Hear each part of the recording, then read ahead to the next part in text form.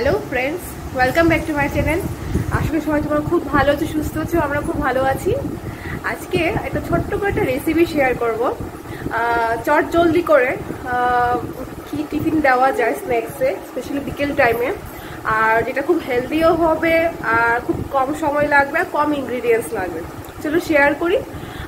Husband office থেকে আসলে কিছু টিফিন চাই, তো ওই টাইমে কি দেওয়া যায় খুব তাড়াহুড়ো করে, কারণ আমাদের তাড়াহুড়ো করে আমার রেডি করতে হয়, কারণ মেয়ের খাবারের টাইমও হয়ে যায়। তো চট জলদি করে যেটা পারি ওইটাই বানাই আর কি, কিন্তু এটা হেলদিও হতে হবে আবার টেস্টিও হতে হবে। তো এই হচ্ছে আমার ছোট্ট ম্যাডাম, ও ছোট্ট বাদর হয়ে যাচ্ছে কিন্তু দিন দিন। তো চলো দেখি কি কি লাগে এটার জন্যে, পাশে থাকো। আইডিয়া করে নিয়েছে হয়তো।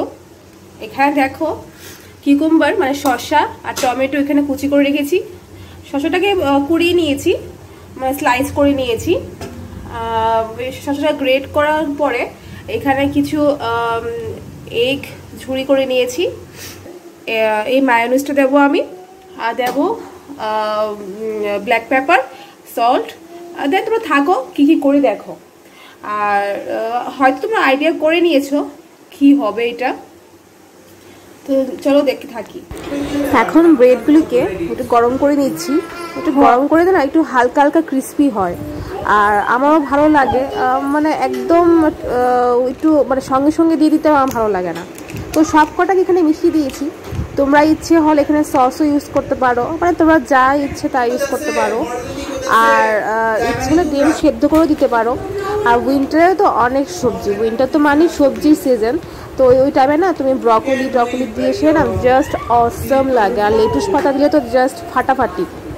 তো আমি জাস্ট হালকা হালকা করে দিচ্ছি। পেরি পেরি মশলা দিলাম, ব্ল্যাক সল্ট দিলাম, ব্ল্যাক পেপার দিলাম। এখন মায়োনিজ দিয়ে দিচ্ছি, তোমরা আন্দাজ মতো দেবে, আমি বুঝে দিলাম। তো সব কটাকে এখন ভালোভাবে মিশিয়ে নেব। মানে এটা কী জানো তো, সিম্পল ভাবে আর টেস্টি হতে হবে, সিম্পলও হতে হবে, হেলদি হতে হবে। তো আমার তো খেয়ে বেশ ভালো লেগেছে, তোমরাও অবশ্যই ট্রাই করো আর বাচ্চাদেরকে দিতে পারো। তো কেমন লাগলে জানিও। টাটা, ভালো থেকো।